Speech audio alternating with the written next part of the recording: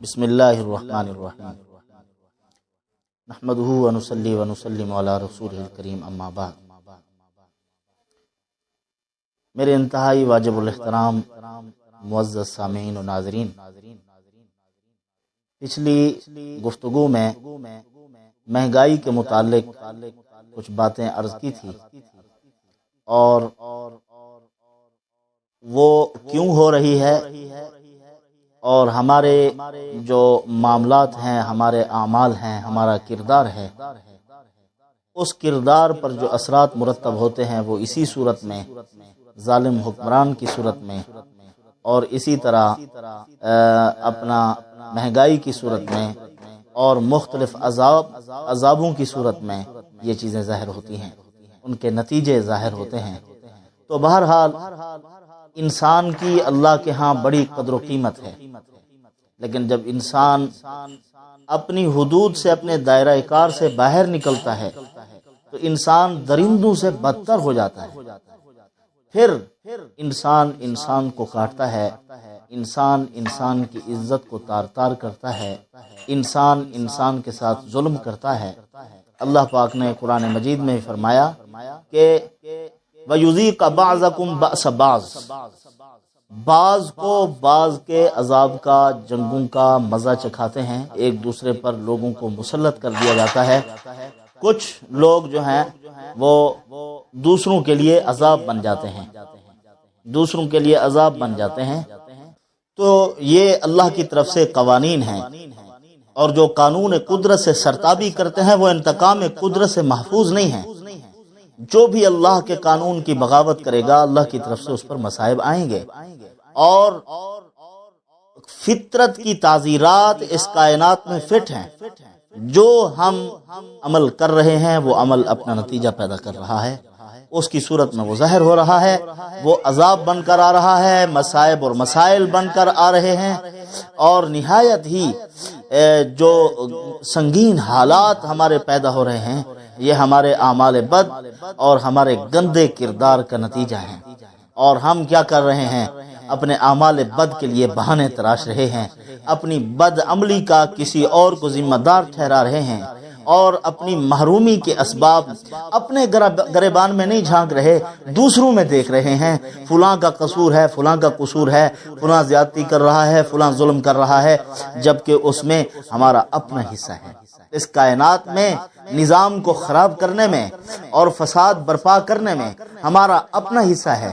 دیکھیں، جب رسول اللہ صلی اللہ علیہ وسلم اس دنیا میں تشریف لائے تو کائنات کی ہر ایک چیز بکھری ہوئی تھی، کوئی چیز اپنے مقام پر نہیں تھی، ہر ایک چیز اپنی جگہ سے ہٹی ہوئی تھی۔ رسول اللہ صلی اللہ علیہ وسلم نے ایک ایک چیز کو اٹھایا اور اس کے مقام پر رکھا، ہر ایک چیز کو اس کی جگہ پر رکھا، اور آپ صلی اللہ علیہ وسلم نے امت کو تعلیم دی اور کائنات کو، نظام عالم کو ایسا سنوارا کہ یہی دنیا جنت کا سما پیش کر رہی تھی۔ وہ کیا تھا؟ رسول اللہ صلی اللہ علیہ وسلم نے، اللہ پاک نے بھی حضور کے متعلق ارشاد فرمایا لِيُخْرِجَكُم مِّنَ الظُّلُمَاتِ إِلَى النُّورِ، کفر کی گندگی سے، بدعات اور رسومات سے اور خرافات سے اور معصیت کی گھٹا ٹوپ اندھیروں سے اے پیارے حبیب ان کو نکالو اور علم اور حکمت اور دانائی کی روشنی میں لے آؤ۔ حضور لے کر آئے ان کو اور ایک مقام پر کھڑا کیا۔ وہ میں بھی مانتا ہوں، آپ بھی مانتے ہیں، دوست بھی مانتے ہیں، دشمن بھی مانتے ہیں، اپنے بھی مانتے ہیں، بیگانے بھی تسلیم کرتے ہیں اس بات کو کہ رسول اللہ صلی اللہ علیہ وسلم نے جو کائنات میں انقلاب برپا کیا وہ کسی کے بس کی بات نہیں تھی۔ وہ رسول اللہ صلی اللہ علیہ وسلم کا ایک امتیازی مقام اور شان اور مرتبہ ہے کہ حضور صلی اللہ علیہ وسلم نے یہ تبدیلیاں پیدا کی ہیں۔ میرے محترم دوستو، اس مہنگائی کے دور میں ہمیں کیا کرنا چاہیے؟ ہمارے بچوں کو کیا کرنا چاہیے؟ ہمارے اہل و عیال کو کیا کرنا چاہیے؟ وہ کیا کریں اس وقت میں؟ اس وقت کا تقاضا کیا ہے؟ محترم میرے سامعین اور میرے انتہائی عزیز دوستوں اور بھائیوں، اور میری گھروں میں بیٹھی ہوئی مائیں اور بہنیں اور بیٹیاں، ان سے بھی میری درخواست ہے کہ تکلفات کو ترک کر دو اور سادہ کر لو اپنا گھر کا معاملات، اپنے رہن سہن کے طریقے اور اپنے کھانے پینے کے طریقے اور اپنے معاملات کو سادہ کرو۔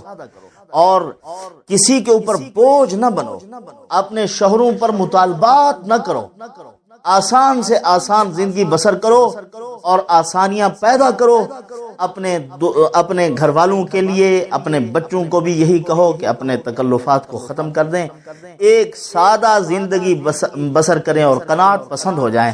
اس میں ہمارے لیے سہولت بھی ہے، اس میں عزت بھی ہے اور قرضے سے نجات بھی ہے، ورنہ ہم مقروض سے مقروض تر ہوتے جائیں گے، اپنی خواہشات کی تکمیل کے لیے کچھ سے کچھ کرتے پھریں گے اور پھر قرضے بڑھتے جائیں گے، اور نہ دن کو سکون ہوگا نہ رات کو آرام ہوگا، ذلت کی زندگی بسر کرنی پڑے گی۔ تو تکلفات کو ختم کرنا چاہیے، ایک سادہ زندگی بسر کرنا چاہیے اور اعمال کا اہتمام کریں۔ استغفار پر رزق کی وسعت کا وعدہ فرمایا ہے اللہ پاک نے قرآن مجید میں، اور اسی طرح فجر کی سنتوں اور فرضوں کے درمیان سبحان اللہ و بحمدہ سبحان اللہ العظیم استغفر اللہ العظیم و اتوب الیہ، یہ اگر پڑھیں گے تو دنیا ناک رگڑ کر ہمارے پاس آئے گی۔ اور اسی طرح اللہ لطیف بعبادہ یرزق من یشاء وهو القوی العزیز، یہ سورت، یہ آیت مبارکہ، یہ فجر کی نماز کے بعد 70 مرتبہ جو پڑھے گا غریب نہ رہے گا۔ اور لإیلاف قریش، ہر نماز کے بعد 7 مرتبہ یا صبح اور شام 11 مرتبہ اس کا اہتمام کریں۔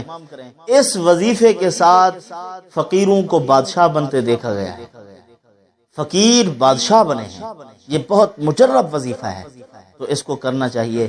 اللہ تعالیٰ سے دعائیں مانگنی چاہیے اپنے ملک و ملت کے لیے، اپنے قوم کے لیے، اپنے وطن عزیز کے لیے، اپنے ملک کے جو سربراہ لوگ ہیں ان کے لیے کہ اللہ پاک ان کو ہدایت عطا فرمائیں، کوئی ملک کی اور قوم کی اور بندوں کی خیر خواہی کریں، ایسے لوگ اللہ پیدا فرمائیں جو ہمارے خیر خواہ ہوں۔ اگر ہم نیک ہو جائیں گے، اللہ پاک نے قرآن مجید میں وعدہ فرمایا ہے ان الذین آمنوا وعملوا الصالحات سیجعل لهم الرحمن ودا، فرمایا کہ اگر بندے نیکی کریں گے، ایمان اور اعمال صالحہ والی زندگی اختیار کریں گے، اللہ پاک ان کے لیے محبتوں کا انتظام فرمائیں گے۔ تو سربراہ بھی ایسے آ جائیں گے، حکمران بھی ایسے آ جائیں گے جن کو عوام سے محبت ہوگی، تو وہ مخلوق کے لیے آسانیاں پیدا کریں گے۔ اللہ ہمارا حامی و ناصر ہو۔ وآخر دعوانا الحمدللہ۔